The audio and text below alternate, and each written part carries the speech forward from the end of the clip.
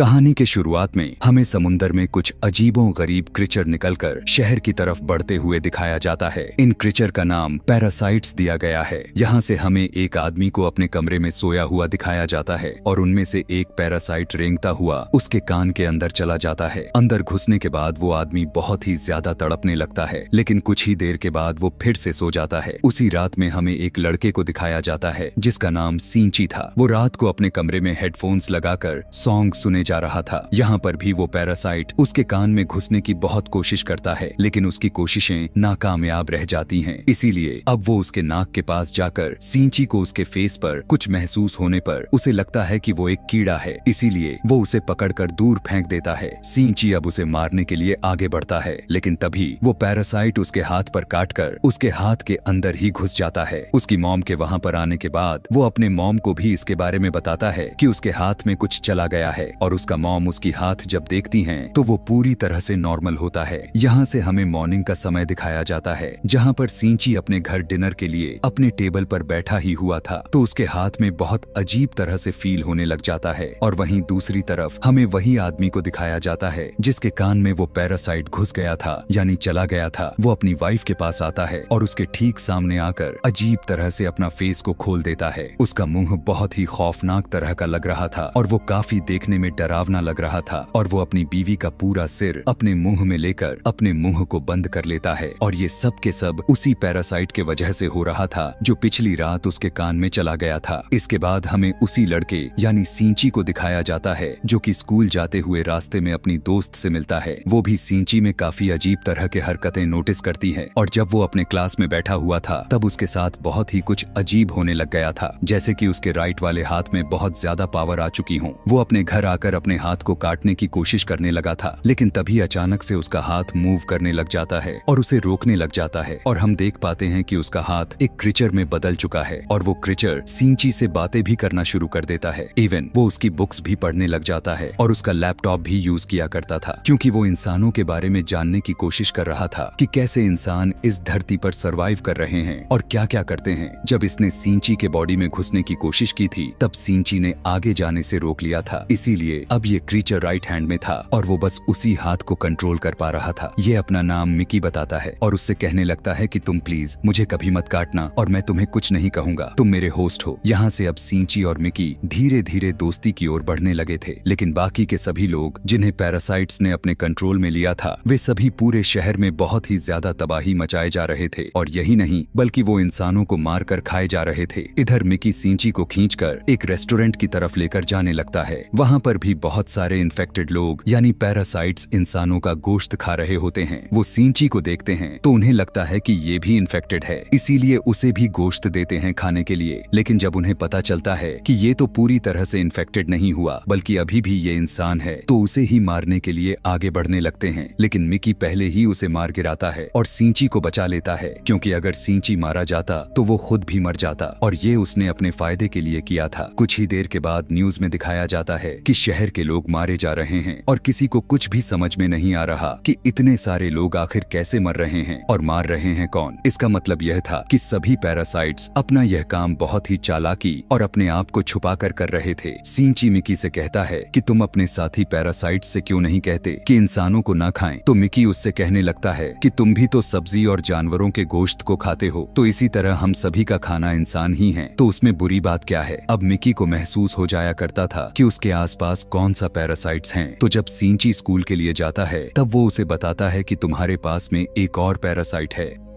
और वो कोई और नहीं बल्कि वो उसकी टीचर ही थी। वो टीचर भी जब सींची को देखती है तब उसे भी पता चल जाता है कि वो भी इन्फेक्टेड है, लेकिन वो उसे कहती है कि तुम्हें मुझसे डरने की कोई जरूरत नहीं है, क्योंकि मैं इंसानों को किसी भी तरह का नुकसान नहीं पहुंचाती, बल्कि मैं उन्हीं के तौर तरीके इसलिए पढ़ रही हूँ ताकि इंसानों जैसा व्यवहार मुझ में भी आ जाएंगे और हमेशा के लिए मुझ में ही रहे। वो उसे 2 और पैरासाइट्स के पास लेकर जाती है। उनमें से एक स्टूडेंट्स होता है और एक पुलिस ऑफिसर था। वह बताती है कि यह पुलिस ऑफिसर मेरा हस्बैंड है है और हमारी बेबी होने वाला है और वो बेबी बिल्कुल नॉर्मल इंसान ही होगा, तो हम भी नॉर्मल इंसानों के जैसा ही रहना चाहते हैं। हम किसी को नुकसान नहीं पहुंचाना चाहते और ना ही हम किसी को सरेआम नहीं मारना चाहते, लेकिन हम सबसे बचते बचाते हुए गोश्त खाना चाहते हैं। तो क्या अब तुम हमारा ग्रुप ज्वाइन करोगे? लेकिन फिर भी मिकी उसकी इस बात पर बिल्कुल भी तैयार नहीं हो रहा था। अगले दिन वही पुलिस ऑफिसर उन लोगों के पास आता है। तब मिकी सींची को बताता है कि यह हमें मारने आया है, क्योंकि उसे पता चल चुका है कि उस दिन होटल में हमने एक पैरासाइट को मारा था। अभी वो कह ही रहा था कि तभी अचानक से वो पुलिस ऑफिसर यानी पैरासाइट उस पर अटैक कर देता है और मिकी के साथ सींची भी उस पुलिस ऑफिसर से लड़ता है और उसे वहां पर मार देते हैं। जब सींची अपने घर पर आता है तब उसे बहुत ही बुरा लग रहा था कि आज उसने किसी की मर्डर कर दिया है, लेकिन इधर हम देख पाते हैं कि पुलिस ऑफिसर के बॉडी से वो पैरासाइट निकलकर किसी और के बॉडी में चला जाता है और वो कोई और नहीं बल्कि सींची की माँ थी और वो सींची को मारने के लिए उसकी तरफ बढ़ रही थी। मिकी सींची से कहता है कि ये तुम्हें मारने चाहती है। तब सींची मिकी से कहा कि खबरदार, अगर तुमने मेरी माँ के साथ कुछ किया तो, क्योंकि वो अपनी माँ से बहुत प्यार करता था और वो यह बिल्कुल भी नहीं चाहता था कि उसकी माँ मरे। लेकिन देखते ही देखते उसकी माँ का सर भी बाकी के पैरासाइट्स की तरह ही खुलना शुरू हो जाता है और वो सींची पर अटैक कर देती हैं। सींची का बहुत ज्यादा खून निकलने लगता है और वो मरने ही वाला था। लेकिन अगली सुबह हम देख पाते हैं कि वो दोबारा से उठकर खड़ा हो जाता है। तब मिकी उससे कहने लगता है कि तुम बहुत ही ज्यादा इंजर्ड हो चुके थे, लेकिन मैं अपने सेल्स से तुम्हें पूरी तरह से ठीक कर दिया। लेकिन यहाँ पर बुरी बात तो ये था कि अब सींची के बॉडी में मिकी के सेल्स चले गए थे और अब वो पूरी तरह से इन्फेक्टेड हो चुका था। अब सींची अपने माँ को ढूंढने के लिए जाता है, लेकिन उसकी माँ कहीं पर भी मिल नहीं रही थी। तो वो उस टीचर के पास जाता है और पुलिस ऑफिसर के बारे में पूछता है, लेकिन वो टीचर भी उसे कुछ नहीं बताती। यहाँ पर मिकी उसे बताता है कि मुझे अब दिन में 4 घंटे सोने की जरूरत है और उस समय मैं तुम्हें बचा नहीं पाऊंगा, यानी तुम्हें अकेले ही लड़ना होगा। लेकिन वो सींची के बॉडी में था तो सींची के अंदर मिकी के क्वालिटीज भी आने शुरू हो चुके थे। खैर, आगे हमें देखते हैं कि वही स्टूडेंट जिसे टीचर ने दिखाया था, जो कि अब पैरासाइट बन चुका था, वो भी सींची के स्कूल में एडमिशन ले लेता है और वो सींची का दोस्त बनने का ड्रामा करने लगता है। लेकिन धीरे धीरे सभी को पता चल जाता है कि वो एक पैरासाइट है, जिसके बाद वो स्टूडेंट उन सभी लोगों को जान से मार देता है। इसके बाद वो सींची के दोस्त को मारने के लिए आगे बढ़ता है, लेकिन सींची अपने दोस्त को उठाकर बिल्डिंग से जंप लगा देता है कि तभी वहीं पर वो टीचर भी आ जाती है, क्योंकि वो तो चाहती ही है कि सभी स्टूडेंट्स मर जाएं, क्योंकि इसकी वजह से उसका भी राज खुल सकता था। वो वहां पर ब्लास्ट करती है, लेकिन उसे कुछ भी नहीं होता। ब्लास्ट के बाद वहां पर पुलिस भी आ जाती है, लेकिन वो पुलिस को भी मार देता है। अब मिकी सींची को बताता है कि वो बिल्डिंग के छत पर है, इसीलिए सींची बिल्डिंग के छत पर जाकर एक एरो से उसे मार देता है। इसके बाद सींची उस टीचर के पास जाता है और उस पुलिस ऑफिसर का एड्रेस पूछने लगता है जहां वो पैरासाइट था, और टीचर भी उसे बड़ी आसानी से वो एड्रेस दे देती है। उस पुलिस ऑफिसर की पैरासाइट अब भी उसके माँ के अंदर ही था, लेकिन यहाँ पर मिकी के सोने का वक्त हो जाता है। तो इसका मतलब ये था कि सींची को अपने माँ यानी उस पैरासाइट से अकेले ही लड़ना था। उस पैरासाइट से लड़ते हुए सींची जैसे तैसे करके उसकी गर्दन ही काट डालता है, जिसके बाद उसकी माँ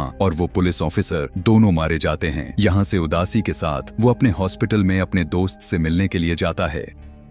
सींची और मिकी दोनों बातें कर रहे होते हैं, जिसमें सींची कहता है कि मैं एक एक करके सभी पैरासाइट्स को मार डालूंगा। कि तभी हम देख पाते हैं कि कोई उसकी पिक्चर्स ले रहा होता है, यानी वो जरूर कोई जासूस ही था। यहीं पर इस कहानी का पार्ट 1 खत्म हो जाता है। यहाँ से अब मैं इस कहानी का पार्ट 2 एक्सप्लेन करने वाला हूँ। पार्ट 2 में उस एक्सीडेंट के कुछ महीनों के बाद का सीन दिखाया जाता है, जहाँ पर आर्मी को पता चल जाता है कि इस शहर में कुछ पैरासाइट्स हैं जो लोगों पर अटैक करके उन्हें मार कर खाए जा रहे हैं। तो इसीलिए वो लोगों को बचाना चाहते थे। फिर वो एक जेल से एक सीरियल किलर को ले आते हैं जो पहचान सकता था कि पैरासाइट कौन है और नॉर्मल ह्यूमन कौन है। उसके सामने एक एक करके लोगों को लाया जाता है तो वो सभी को नॉर्मल बता देता है, लेकिन जब उसके सामने सींची आता है तो वो सोच में पड़ जाता है और काफी सोचने के बाद वो कहता है कि ये भी नॉर्मल है। यहाँ से सीधा सींची अपने घर जा रहा होता है। तब मिकी उसे बताता है कि हमारे आसपास एक पैरासाइट है जो बहुत ही करीब है। उसे ढूंढते हुए वो पास के एक बिल्डिंग में जाते हैं, जहाँ पर वो पैरासाइट एक इंसान का गोश्त खा रहा था। जब वो पैरासाइट सींची को देखता है तब वो उसकी तरफ बढ़ता है, लेकिन मिकी अचानक से उस पर अटैक करके उसे मार डालता है। वहाँ पर उसे फील होने लगता है कि जैसे उसके पीछे कोई है और ये इंसान कोई और नहीं बल्कि वही आदमी था जो इस कहानी के पार्ट 1 के एंड में सींची और मिकी की फोटो खींच रहा था। यहीं पर हमें इस शहर का मेयर को भी दिखाया जाता है जो कि पैरासाइट्स के फेवर में बोलता था और वो बहुत ही ज्यादा बुरा आदमी भी था। यहाँ पर हमें पता चलता है कि वो टीचर भी उसी के साथ साथ मिली हुई थी। वहीं पर हम देखते हैं कि उस टीचर का बेबी भी जन्म ले चुका था, जो कि बिल्कुल नॉर्मल था। वो मेयर जान गया था कि सिंची पैरासाइट्स को मारे जा रहा है, इसीलिए वो सिंची को खत्म करने का डिसाइड करता है। लेकिन टीचर उसे ऐसा करने से मना करने लगती है। वो कहती है कि सिंची और मिकी आपस में जुड़े हुए हैं और मैं देखना चाहती हूँ कि आखिर ये कैसे एक साथ जुड़े हुए हैं, और अगर तुम सिंची को मारोगे तो हमारा पैरासाइट मिकी भी मारा जाएगा। और इसीलिए उसी ने सिंची के पीछे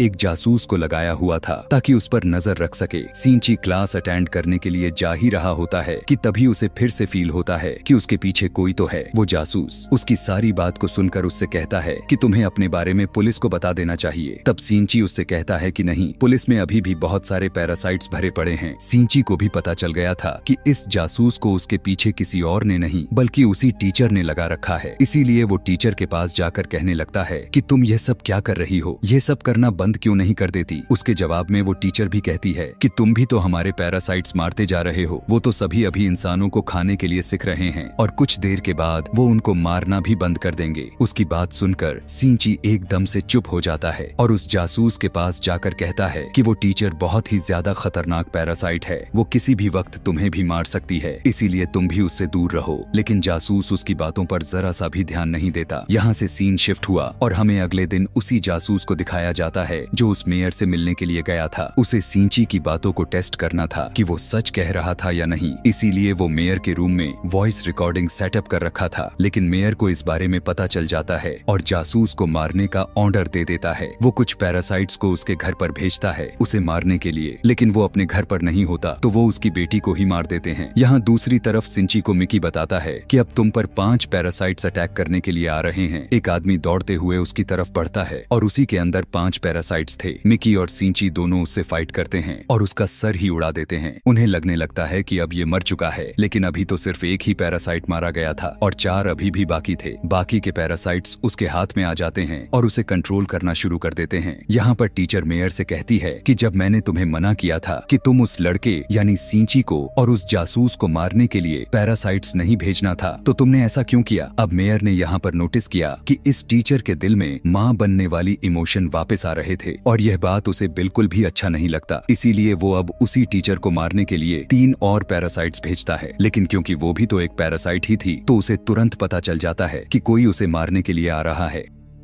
इसीलिए उन्हें अपने जाल में फंसाने के लिए एक पार्किंग लॉट में बुलाती है और उन तीनों से अकेले ही फाइट करके उन्हें जान से मार देती है। लेकिन जब वो घर आती है तब वो देखती है कि उसका बच्चा तो वहाँ पर है ही नहीं। वहीं पर उसे एक नोट मिलता है जिस पर लिखा हुआ था कि तुम्हारा बच्चा अब मेरे कब्जे में है, इसीलिए तुम मुझसे मिलने के लिए ब्रिज पर आओ। और वो नोट किसी और का नहीं बल्कि उसी जासूस का था। वो टीचर की बेबी को मारकर अपनी मरी हुई बेटी का बदला लेना चाहता था। टीचर भी घबराते हुए सिंची को अपने साथ लेकर गई थी। तब सिंची उसे बताता है कि तुम्हें इसे मारकर कुछ नहीं मिलेगा क्योंकि यह बेबी एक नॉर्मल इंसान है। इसी दौरान वहाँ पर बहुत सारी आर्मी भी आ जाती है और उन्हें पता चल जाता है कि मेयर ने अपने बिल्डिंग के अंदर बहुत सारे पैरासाइट्स छुपा कर रखे हुए हैं। इसीलिए वे लोगों को उस बिल्डिंग से एक एक को स्कैन करके बाहर निकाल रहे थे और जो भी पैरासाइट्स था उन्हें शूट करके मार दिए जा रहे थे। सीरियल किलर भी वहीं पर था। मेयर को स्टेज पर स्पीच करता हुआ देखते हैं जो सभी से कह रहा था कि असली मॉन्स्टर्स कोई और नहीं बल्कि खुद इंसान ही हैं जो कि पैरासाइट्स को बिना वजह ही मार रहे हैं। उसकी इतनी सी बात की वजह से सारे आर्मी वाले उसे शूट करके भून देते हैं जिससे उसकी भी मौत हो जाती है कि तभी उसी में खड़ा सीरियल किलर चिल्लाकर कहने लगता है कि ये तो बस एक इंसान था, ये तो पैरासाइट्स का साथ दे रहा था। लेकिन जब वो पीछे मुड़कर देखते हैं तो वही आदमी खड़ा होता है जिसके अंदर 5 पैरासाइट्स थे। सभी लोग उसे शूट करके मारने की कोशिश करते हैं लेकिन उसे कुछ नहीं होता। इधर वो जासूस उस बच्चे को नीचे फेंकने ही वाला था कि तभी टीचर अपने बच्चे को बचाने के लिए मजबूरी में उसे पैरासाइट बनना पड़ जाता है और वो अपना एक हाथ निकालकर उस जासूस के चेस्ट में घुसा देती है जिसकी वजह से सबको पता चल जाता है कि वो भी एक पैरासाइट है। पुलिस भी अब उस पर शूट करने लगती है और टीचर को काफी अच्छे से पता चल चुका था कि अब उसकी जान नहीं बचने वाली, तो वो अपने बेबी सिंची को देने के लिए उसके पास आती है। जैसे ही वो अपने बच्चे को सिंची के हाथ में देती है बहुत ज्यादा गोलियां लगने की वजह से उसकी फौरन डेथ हो जाती है। यहाँ पर सिंची को अपनी माँ भी याद आने लग जाती है और उसमें इंसानों वाली फीलिंग्स दोबारा से आना शुरू हो जाती हैं। इधर से पुलिस इन्वेस्टिगेशन करने के लिए सिंची को अपने साथ ले जाती है, लेकिन साथ ही उन्हें खबर मिलती है कि उस आदमी ने जिसके अंदर 5 पैरासाइट्स थे सारे के सारे आर्मी को मार गिराया है। इसीलिए सिंची फौरन से कार से वहां पर जाता है और वही पैरासाइट उसकी कार के ऊपर हमला करके उसकी कार का एक्सीडेंट कर देता है। किसी तरह करके वो अपनी और मिकी का जान बचाकर जंगल में भाग जाता है। मिकी सिंची से कहने लगता है कि जब तक तुम मेरे पास हो उसको पता चल जाएगा कि हम कहाँ हैं, इसीलिए तुम मुझसे अलग हो जाओ प्लीज। कि तभी वहाँ पर 5 पैरासाइट्स वाला आदमी आ जाता है और फौरन उन पर अटैक कर देता है। अब क्योंकि सिंची और मिकी में काफी गहरी दोस्ती हो चुकी थी, इसीलिए दोस्ती के नाते मिकी अपनी कुर्बानी दे देता है, यानी अपनी जान को सेक्रीफाइस कर देता है और उसके बॉडी से अलग हो जाता है और सिंची को वहाँ से भाग जाने के लिए कहता है और मिकी को वो पैरासाइट मार देता है, जिस पर सिंची काफी उदास हो जाता है और फिर अपने दोस्त की घर की तरफ जाता है। वो उसका बहुत ख्याल रखती है। सिंची लेटा हुआ था कि तभी वो देखता है कि उसके एक हाथ में से